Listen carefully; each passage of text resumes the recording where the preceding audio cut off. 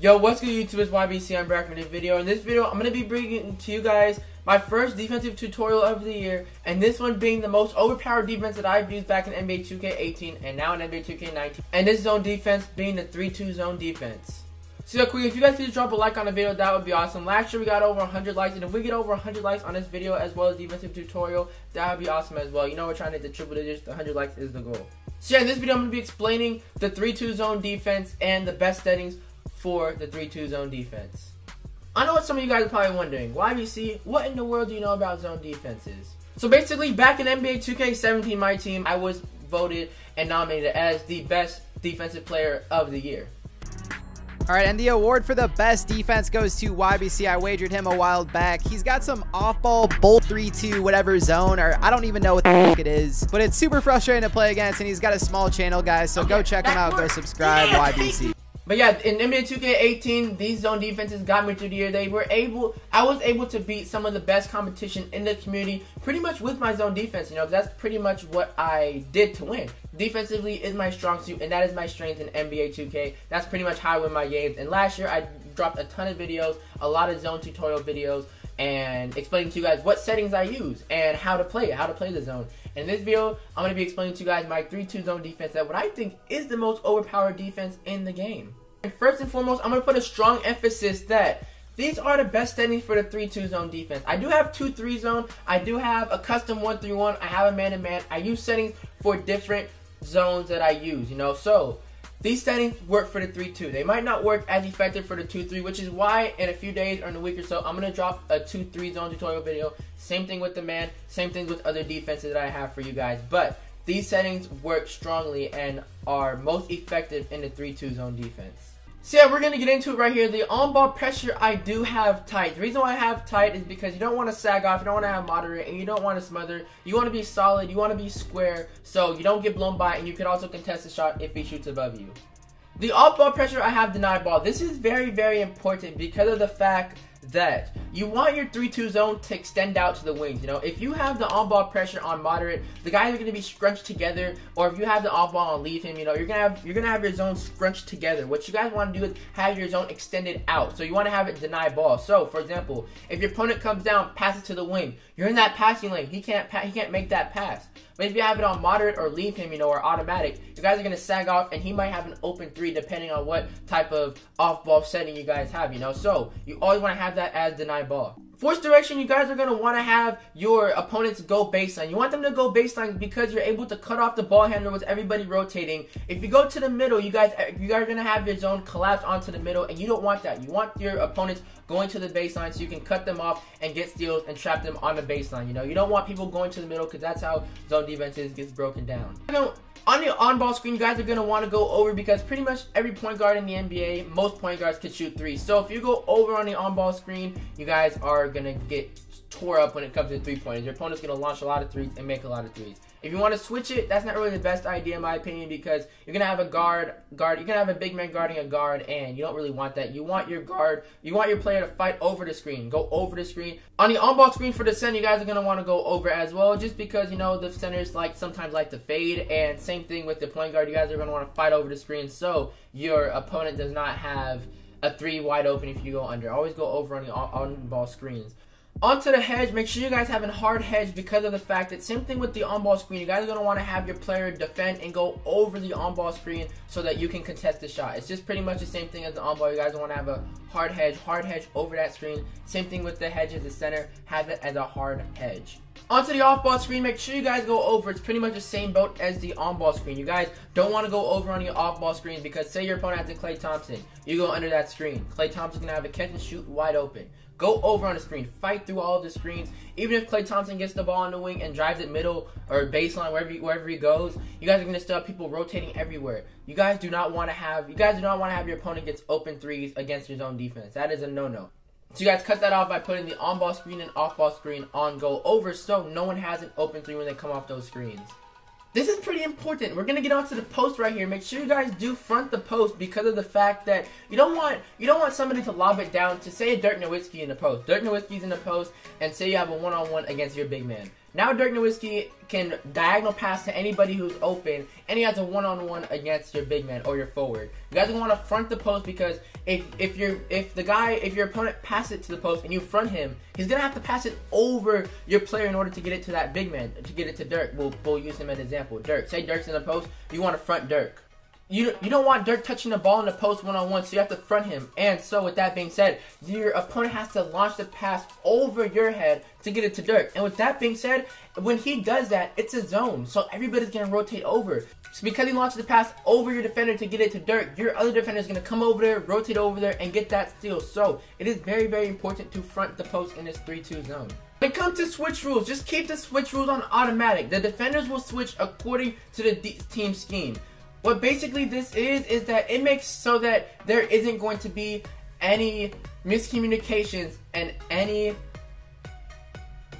mismatches on the perimeter. You guys can either leave this as switch auto or switch guard. Double team perimeter, leave that on manual. Double team post, leave those two on manual. 2K doesn't even let you double team in the post or perimeter and zone. I don't know why they took that out, but you can't double team in zone. So these settings don't really matter. Leave them on manual. When it comes to the pre-rotate, leave this on no, because yeah, it's a zone. What you guys don't want though is everybody rotating to the wrong spot. As you guys see right here, if the ball's on the wing, the guys shift over. All the opponent has to do is just diagonal pass it to the opposite corner, and that's a wide open 3. Do not pre-rotate. Leave that on no. Trust that your zone is going to rotate for you. This year in NBA 2K19, I've had pre-rotate on no, and it's been so effective. Way more effective than having to pre-rotate on yes. Onto the screen help rules. Do not help at all for drive and screen help rules. Leave these two on no help. This is a zone rotation. You guys do not want people helping over because it is a rotation. It's not a help side zone. It's a rotational zone. So the computer's already going to rotate like I said. So just putting the help in is just going to create just miscommunication on defense, and that is not what you guys want. You guys are going to want to put these on no help and trust for one day your on ball is going to be great because 2K has it. 2K has on ball this year great. Like, you don't really have to be a great on ball defender to guard on ball this year. So you're going to have to rely on your on ballness and the computer's on ballness and just no help because it just leads to huge communications and it breaks. If you have the help on, you're just basically self-destructing your own defense. It's basically so easy to break down if you have help in defensive setting. You guys do not want help. We're going to go over this one more time, then I'm going to show you guys in a practice mode how I execute the 3-2 zone. On ball pressure, tight. Off ball pressure, deny ball. Force direction, baseline. On ball screen, go over. Hard hedge. On ball screen for the center, go over. Hard hedge for the center, hard hedge. Stay attached, leave it on automatic. Off ball screen, go over. Post, front. Double team perimeter, manual. Double team post, manual. Switch rules, automatic. Pre-rotate, no. Screen help rules, no help. Drive help rules, no help. Now I'm going to show you guys in this 2K what I'm talking about. So yeah, right here my opponent is a 2KU just shoved up a brick. First possession of the game, we rotated to excellent to perfection. Everybody was in their spots. He shoved up the brick and now they're 0-1. I'm honestly just going to keep a little score in the bottom right to see how efficient they are. Sometimes when your computer is not really in the right spot rotational wise, and this time we are right there as we do get a steal. LeBron tried to force that pass, it was a no-no. Sometimes your computer might not be in the right spot as Eric Bledsoe was, and if they aren't, if you see an open man, just simply rotate that yourself. The computer's not always going to be in the right spot, it's the computer. So if you see somebody open, just rotate like I did there. So yeah, my opponent did a nice step back right there, but Brook Lopez contested the shot because we did front the post, and he was able to get it to the post, but we did a good job of denying the ball, and Brook Lopez forced a miss. They're 0-2. Yeah, I'm going to take a minute right now to explain why the off-ball pressure is so important. As you guys see in front of us right here, he's dribbling the ball up, and my two wing defenders, Middleton and Snell, are both on the wing denying the ball. If he decides to make that pass to the wing, it's intercepted because of the fact that I have that denied ball as the off-ball pressure. The off-ball pressure is so important. I'm putting so much emphasis on it right now because it might be the most important setting in this zone rotation, because if you have the off-ball setting on, say, leave him or automatic, just anything but denied ball, my opponent's going to be able to pass it to the wing, either get a great shot or just break down my zone defense because he has that 7-second fast-paced offense so he can break down the defense. But he's not going to break it down because I'm in denied ball. So if he decides to backdoor one of his wingmen, he backdoors them. My big man, Giannis and Brook Lopez are right there, and they're both right there to intercept the backdoor cut pass. So the off-ball pressure is so important, and I'm putting a lot of emphasis on it because, like I said, it might be the most important setting in this zone defense. And right now we're just going to rotate over it, and that's a nice shot right there by LeBron. That's a nice shot. He got me right there, but so far he's 1 of 3 with 1 turnover. So yeah, I'm kind of more advanced when it comes to this zone, so I sometimes off-ball it. So yeah, right now I'm just going to rotate over the screen with Bledsoe, and he got it to LeBron in the post, and we're fronting him solid right here. No way he's going to get that off. Bledsoe's rotating back to the top. There we go. This is excellent defense. And if there was a shot clock, he'd be down to about 10 seconds right now. And this is excellent defense on the screen. That's actually a nice shot by Ingram right there. Giannis with the block right there in the paint, and they are 2 of 5 so far. And we get a steal right there. They are 2 of 5 with 2 turnovers. Not efficient at all. So yeah, now this is just simple rotate. Actually, that's a steal right there by Tony Snell. We get a steal right there. I would have called timeout if we were in a real game, but we do get a steal right there playing the 3-2. They are 2 of 5 with 3 turnovers. This defense is overpowered. So yeah, he's dribbling the ball up with LeBron James, and he passed to the wing. We're in deny ball. We're denying everything. The corner is locked up. Giannis fade to the corner. That's what I'm talking about. Brook Lopez, that was decent right there. We almost got the steal. He got pretty lucky right there because he threw that in a tight window. And Giannis was trying to front the post. Unfortunately, he couldn't, but we did force a miss, and we forced 2 misses right there. I kind of lost count of what they are efficiency-wise this game. I believe they're 4 of 10. I think they're 4 of 10. So yeah, we're back. Everybody's back playing the defense, and this is what I'm talking about. When you get everybody back, you get the most efficient defensive play. You get the most efficiency out of your defense for that play, possession. I should have read that pass, but I am going to go over on all these screens. And Giannis, you should have fronted the post right there. That one's on Giannis, but Bledsoe shifted down. That was a mistake on Bledsoe's part.